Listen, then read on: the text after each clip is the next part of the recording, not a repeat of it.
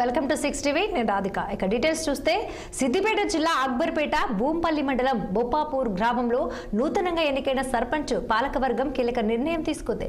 గ్రామంలో మద్యపానాన్ని పూర్తిగా నిషేధిస్తూ తమ తొలి తీర్మానాన్ని గ్రామ పంచాయతీ పాలకవర్గం ప్రవేశపెట్టింది.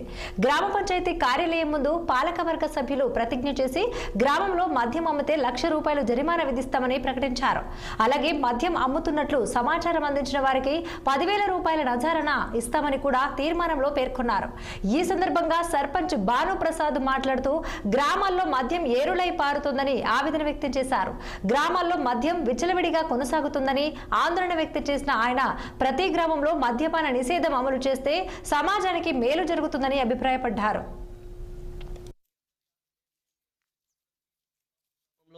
పూర్తిగా బెల్ట్ షాపులను నిషేధిస్తూ బొప్పాపూర్ గ్రామ పంచాయతీ తీర్మానం చేయడం జరిగింది.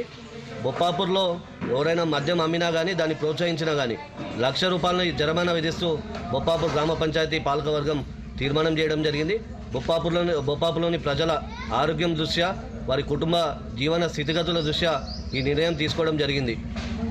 ఈ బెల్ట్ షాపుల నిర్ణయాన్ని స్వాగతిస్తూ ఎందరో సర్పంచులు కానీ ఎందరో ఊళ్ళ నుంచి మాకు మద్దతు ఇస్తూ మమ్మల్ని అభినందించిన తీరును చూస్తే మాకు చాలా గొప్పగా ఆనందంగా అనిపిస్తుంది. దాంతోపాటు సిద్దిపేట సిపి గారికి మా విజ్ఞప్తి ఏంటంటే బొప్పాపూర్ గ్రామాన్ని ఆదర్శంగా తీసుకుంటూ మేము మీ అందరి సూచన మేరకు మీ పనితీరును చూసి మేము ఈ నిర్ణయం తీసుకోవడం జరిగింది.